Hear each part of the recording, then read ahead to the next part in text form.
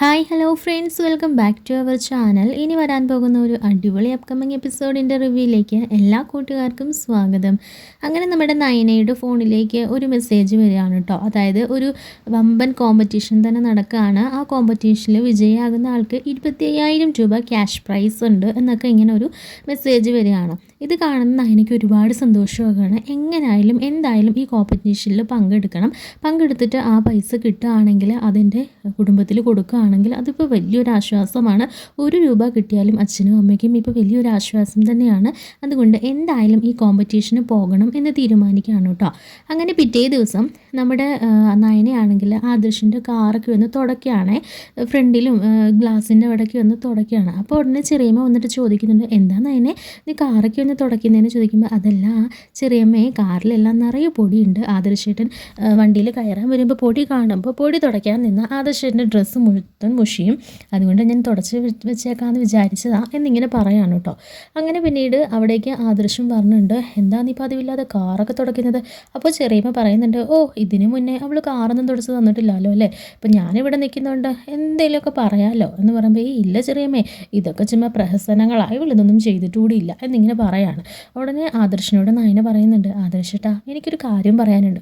എന്താ അത്? പിന്നെ എനിക്ക് ഇന്നൊരു സ്ഥലം വരെ പോകണമായിരുന്നു, എൻ്റെ ഫ്രണ്ടിൻ്റെ ഒരു വളകാപ്പ് ചടങ്ങിന്. ഓ അപ്പോൾ അതിന് സോപ്പിടാൻ വേണ്ടിയിട്ടായിരിക്കും കാറ് തുടച്ചുകൊണ്ടിരുന്നത്. ഓ അയ്യടാ, അതിന് പോകാൻ വേണ്ടി എനിക്ക് കാറ് തുടയ്ക്കേണ്ട കാര്യമൊന്നുമില്ലല്ലോ, എനിക്ക് നേരിട്ടങ്ങ് പറഞ്ഞാൽ പോരെ. പക്ഷേ പ്രശ്നം അതൊന്നുമല്ല, അമ്മയും ജലജാപ്പച്ചിയും അവരാരും ഇവിടെ ഇല്ല, അതുകൊണ്ട് തന്നെ ജോലികൾ മുഴുവൻ എന്നെ ഏൽപ്പിച്ചിട്ടാണ് പോയിരിക്കുന്നത്. അപ്പോൾ എല്ലാം കൂടെ തീർത്തിട്ട് പോകാനുള്ള സമയം എനിക്കില്ല. ഉടനെ ചെറിയമ്മ പറയുന്നുണ്ട്, ഓ അപ്പോൾ ഞാനെല്ലാം ചെയ്യണമെന്നായിരിക്കും, എന്തെങ്കിലുമൊക്കെ ആയിക്കോട്ടെ പോയിട്ട് വാ എന്നിങ്ങനെ ചെറിയമ്മയും പറയാണ് കേട്ടോ. ഉടനെ നയനയോട് ആദ്യം പറയുന്നുണ്ട്, എന്നാൽ പിന്നെ താൻ റെഡി ആയിട്ട് വാ, ഞാൻ എന്തായാലും പോവല്ലേ, തന്നെ ഡ്രോപ്പ് ചെയ്യും. ഏയ് അതൊന്നും വേണ്ട, ഇവിടെ അടുത്ത് തന്നെയാണ്, ഞാൻ പോയിക്കോളാം. ഇവിടെ അടുത്താണെങ്കിൽ പിന്നെ എൻ്റെ കൂടെ വന്നാലേ തനിക്ക്, താൻ വേഗം റെഡി ആയിട്ട് വാ എന്നിങ്ങനെ പറയാൻ കേട്ടോ. അങ്ങനെ പെട്ടെന്ന് തന്നെ പിന്നെ പോയി നയന റെഡി ആയിട്ട് വരികയാണ്. അങ്ങനെ വണ്ടിയിൽ കയറി കഴിയുമ്പോഴത്തേക്കിനും നമ്മുടെ നയനയോട് ചോദിക്കുന്നുണ്ട്, തൻ്റെ ഫ്രണ്ടിൻ്റെ പേരെന്താ? അത് പിന്നെ നർമ്മദ. അതെന്തിനാ 2 പ്രാവശ്യം? അല്ല പെട്ടെന്ന് ചോദിച്ചപ്പോൾ പറഞ്ഞ, എവിടെയാ താമസിക്കുന്നത്? അത് പിന്നെ ഇത് ഇവിടെ അടുത്താ. തനിക്കിത് എന്ത് പറ്റിയിടോ? എന്തോ ഒരു കള്ളത്തരം മണക്കുന്നുണ്ടല്ലോ. ഒന്നുമില്ല, അത് പിന്നെ ഫ്രണ്ടിൻ്റെ അടുത്ത് പോവല്ലേ, ആ ഒരു സന്തോഷത്തിൽ. ആയിക്കോട്ടെ, തൻ്റെ കൂടെ എത്രയിൽ പഠിച്ച ഫ്രണ്ടാ? അത് പിന്നെ എന്താ സ്കൂൾ മുതൽ പിന്നെ ഡിഗ്രിക്കും എല്ലാം ഞങ്ങൾ ഒരുമിച്ചായിരുന്നു, തിക് ഫ്രണ്ട്സാ. ഓ അങ്ങനെയാണല്ലേ എന്ന് ആദ്യം പറയുന്നുണ്ട് കേട്ടോ.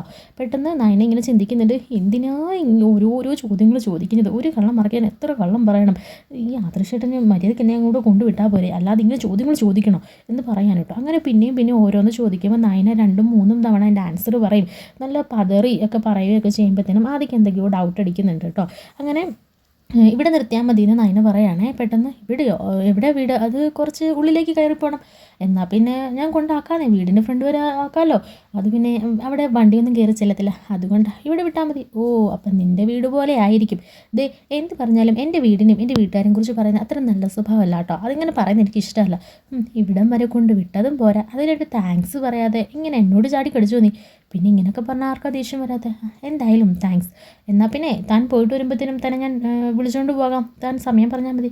അതിൻ്റെ ആവശ്യമൊന്നുമില്ല, ഇവിടെ എപ്പോഴാണ് കഴിയുന്നതെന്ന് അറിയില്ലല്ലോ, ഞാൻ പോയിക്കോളാം. അതിന് ആദർശമായിട്ടും ബുദ്ധിമുട്ടുണ്ടല്ലോ.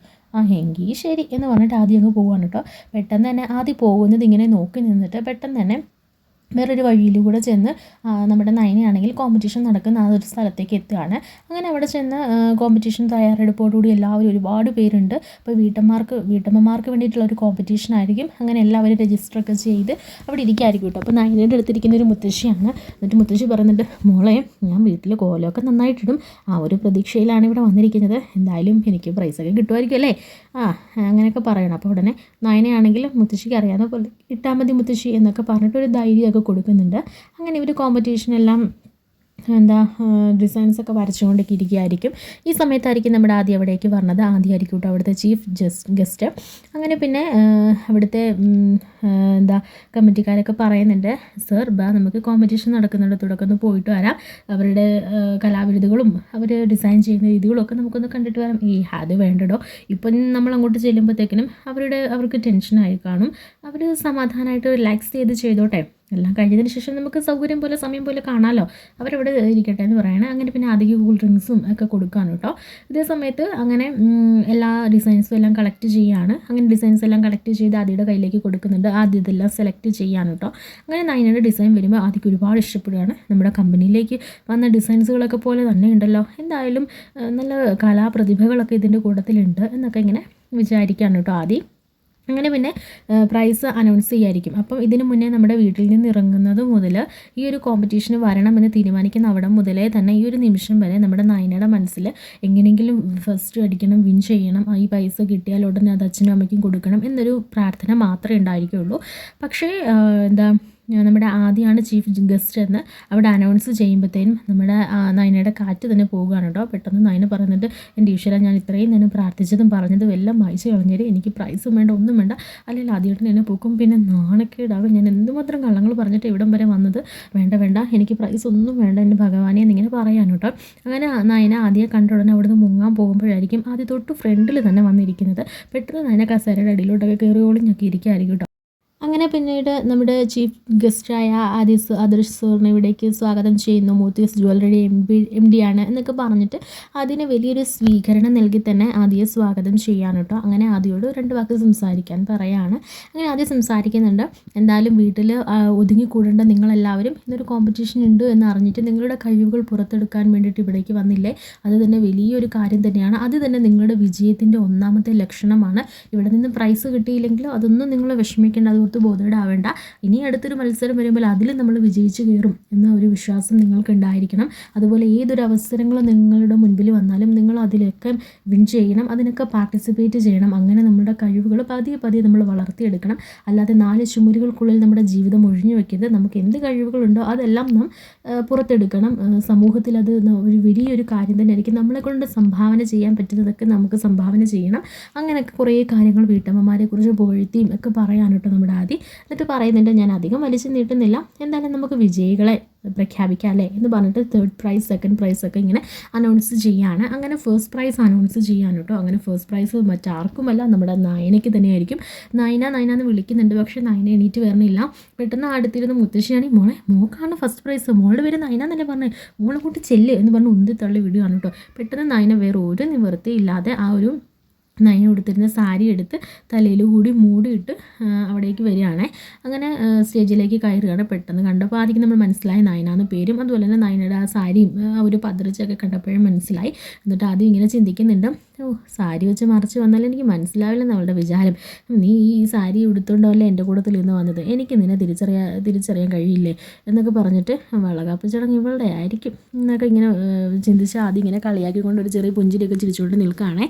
പെട്ടെന്ന് ആദ്യം പറയുന്നുണ്ട്, അല്ല നിങ്ങളെന്താ ഇങ്ങനെ ഷോള് തലയിൽ കൂടി ഇട്ടിരിക്കുന്ന, ഇതൊന്നും മാറ്റത്തില്ലേ, ഞങ്ങൾക്കെല്ലാം നിങ്ങളിന്ന് കാണണ്ടേ ഈ വലിയൊരു നേട്ടത്തിനുടമയായ ആളെ. അത് വേണ്ട സാർ, എനിക്ക് ഈ പ്രശസ്തിയൊന്നും ഇഷ്ടമല്ല, അതുപോലെ എൻ്റെ വീട്ടിൽ ഈ സോഷ്യൽ മീഡിയ വഴിയൊക്കെ എന്നെ കണ്ടതൊക്കെ വലിയ പ്രശ്നമാകും, അതുകൊണ്ട് അതൊന്നും വേണ്ട, പ്രൈസ് തന്നാൽ ഞാൻ ഇപ്പം തന്നെ അങ്ങ് പോയിക്കേക്കാം എന്നിങ്ങനെ പറയാണ് കേട്ടോ. പെട്ടെന്ന് അല്ല എങ്കിലും ഞങ്ങളൊന്നും കണ്ടിട്ട് ഇവിടെ ഇരിക്കുന്നവർ തൻ്റെ മുഖം ഈ സോഷ്യൽ മീഡിയ വഴി പോകില്ല എന്നുള്ള കാര്യം ഞാൻ 100% ഉറപ്പിച്ച് ഞാൻ പറയാം, അത് ഞാൻ വാക്ക് തരാം, താൻ സാരിത്തുമ്പൊന്ന് മാറ്റും, ഞങ്ങളെല്ലാവരും ഒന്ന് കാണട്ടെ ഈ അതുല്യ പ്രതിഭയെ എന്നൊക്കെ ഇങ്ങനെ ആദ്യം പറയാൻ കേട്ടോ. പെട്ടെന്ന് നിവർത്തിയില്ലാതെ നമ്മുടെ നയന ആ സാരിത്തുമ്പ് തലേന്ന് മാറ്റിയാണ്. പെട്ടെന്ന് മുഖം ഇങ്ങനെ കോടിച്ച് പിടിക്കുകയാണ് കേട്ടോ.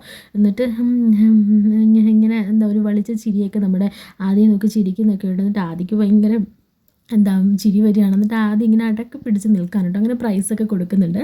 എന്നിട്ട് ആദ്യയുടെ നയന ചെവിയിൽ എന്നിട്ട് പറയുന്നുണ്ട്, അതെ ഞാൻ പറയട്ടെ, നിങ്ങൾ എന്നോട് കാണിച്ച ശോഭകേടും ഞാനാണ് നിങ്ങളുടെ ഭാര്യയെന്നൊക്കെ ഞാനിപ്പോൾ പറയാൻ പോകും. നിങ്ങൾ ചെറിയൊരു അവസരം കിട്ടിയാൽ എന്നെ താഴ്ത്തി കിട്ടത്തില്ലേ, ഇപ്പോൾ എനിക്കൊരു വലിയൊരു അവസരം കിട്ടിയേക്കാം, അതുകൊണ്ടേ ഇത്തിരി നേരം നിന്ന് ഉരുക എന്ന് പറയാണ് കേട്ടോ. അങ്ങനെ പിന്നെ 2 വാക്ക് നയനോട് സംസാരിക്കാൻ പറയുമ്പോൾ നയന പറയുന്നുണ്ട്, എല്ലാവർക്കും നമസ്കാരം, ഇന്നീ നേട്ടം കിട്ടിയതിന് പിന്നിൽ ഒരുപാട് പേരുടെ കരങ്ങളുണ്ട്. കാരണം എൻ്റെ അച്ഛനും അമ്മയും ചെറുപ്പം മുതലേ എനിക്ക് പഠനത്തോടൊപ്പം എൻ്റെ കലാവാസനയും വളർത്തിയെടുത്തത് അവരാണ്. അതുകൊണ്ട് തന്നെ ഇതിൻ്റെ മുഴുവൻ ക്രെഡിറ്റും അവർക്കാണ്.